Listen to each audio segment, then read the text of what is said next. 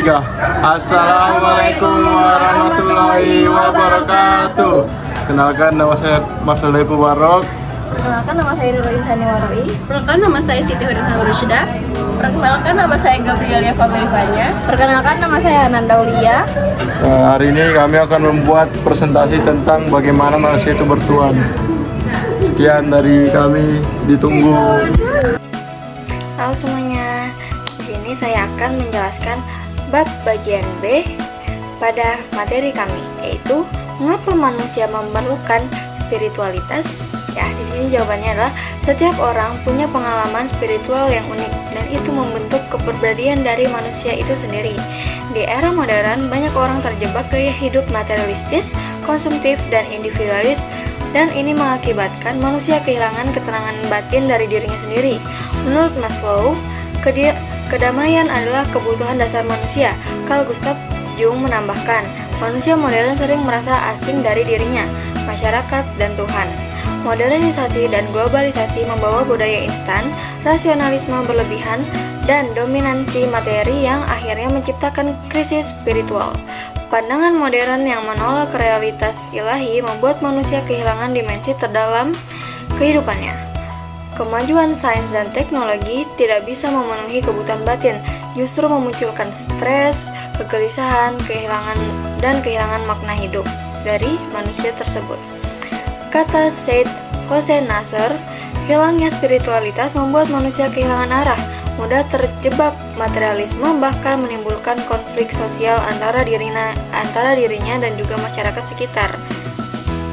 Bagian 2, mengapa spiritualitas penting bagi kehidupan sekarang?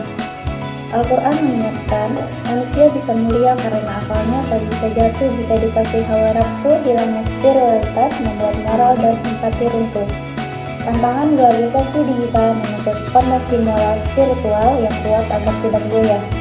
Banyak orang kini jenuh dengan peradaban materialistik, sehingga muncul pencairan spiritualitas baru, meski kadang hanya sebatas terapi emosional.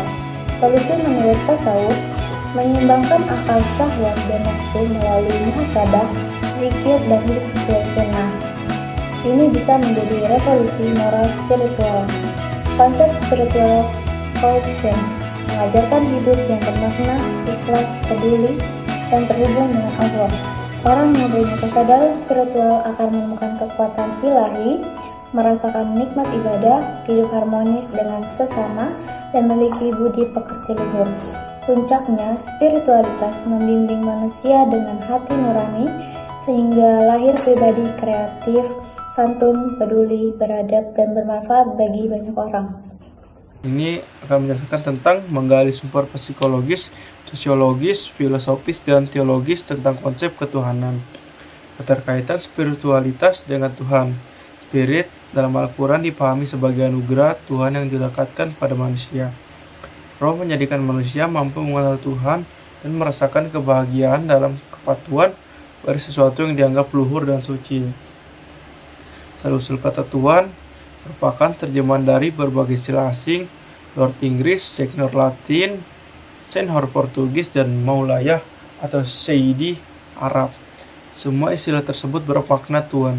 Disinyalir berasal dari kata Tuan yang mengalami perubahan bahasa permasuai dengan tambahan bunyi H seperti empas ke hempas, embus ke hembus. Pertanyaan tentang malaikat Tuhan. Sejak berabad-abad, pertanyaan apakah Tuhan itu selalu menjadi tantangan logis umat manusia. Konsep populer Tuhan dipandang sebagai raja di atas yang memberikan ganjaran pada kebaikan dan hukuman pada kesalahan. Dalam pemikiran Islam, pembahasan tentang Tuhan tidak pernah selesai dan selalu menjadi polemik. Ilmu yang membicarakan Tuhan disebut kalam, sedangkan pengkajiannya disebut mutakalim. Sifat ilmu kalam selalu diperbincangkan, diperdebatkan, dan tidak pernah mencapai kata final. Kajian dari berbagai perspektif itu untuk mengenal konsep Tuhan. Digunakan pendekatan psikologis, filosofis, sosiologis, dan teologis. Yang pertama ada perspektif psikologis. Fitrah manusia terhadap yang adikodrati. Poin pertama, sejak lahir, manusia memiliki keterbukaan pada yang gaib atau fitrah mukhalaqah. Lalu ada poin kedua, unsur roh atau spirit dalam diri manusia digambarkan sebagai jiwa halus yang ditiupkan Tuhan. Lalu ada pandangan ulama tasawuf. Poin pertamanya, Al-Kusyairi dalam if'al isyarat roh adalah lathifah atau jiwa halus yang berfungsi membentuk karakter terpuji. Lalu poin kedua, roh diibaratkan sebagai SIM card ketuhanan yang memungkinkan manusia berhubungan dengan Tuhan. Lalu poin ketiganya, roh menjadikan manusia memiliki bakat bantuan sebagai potensi bawaan lahir. Lalu ada kemampuan roh dalam mengenal Tuhan. Poin pertama, dengan adanya roh, manusia dapat merasakan dan meyakini keberadaan serta kehadirat Tuhan dalam fenomena alam. Lalu ada kajian neurosains tentang bakat bertuhan. Poin pertama, terdapat dugaan adanya hardware Tuhan atau dalam otak manusia. Lalu poin kedua, ada 4 penelitian mendukung hipotesis ini. Yang pertama, osilasi 40 Hz melahirkan konsep kecerdasan spiritual atau danah zohar. Yang kedua, alam bawah sadar, teori tentang suara hati dan emosional quiescent atau EQ. Yang ketiga, good spot di bagian temporal sekitar pelipis, area otak yang terkait pengalaman religius. Dan yang terakhir, something marker atau penanda tubuh yang berhubungan dengan pengambilan keputusan moral dan religius. Dari materi yang sudah disampaikan sebelumnya, dapat kita simpulkan manusia itu memerlukan spiritualitas karena ia merupakan kebutuhan dasar dan fitrah terdalam dalam diri setiap individu. Kehidupan modern yang syarat akan materialisme, hedonisme, dan rasionalisme telah melahirkan krisis spiritual berupa kehampaan, keterasingan, disorientasi makna hidup, serta kerusakan etika dan moral. Oleh karena itu, spiritualitas hadir sebagai jalan untuk mengembalikan keseimbangan jiwa, menumbuhkan kedamaian, serta memperkuat nilai-nilai kemanusiaan. Lalu, spiritualitas itu juga tidak bisa dilepaskan dari konsep tentang Tuhan.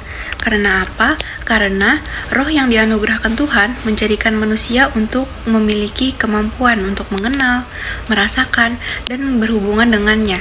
Secara psikologis, sosiologis, filosofis, maupun teologis, fitrah bertuhan melekat dalam diri manusia sebagai potensi bawaan yang membimbingnya mencari makna transendental. Lalu dengan penguatan spiritualitas tersebut melalui tasawuf, kecerdasan spiritual, serta kesadaran ilahiyah, manusia itu mampu mengintegrasikan akal, hati, dan jiwa untuk menjalani kehidupan yang harmonis dengan Tuhan, diri sendiri, sesama, dan juga alam semesta, yang pada akhirnya spiritualitas menjadi puncak kesadaran ilahiyah yang melahirkan pribadi beradab, kreatif, peduli, serta mampu menjawab tantangan zaman modern.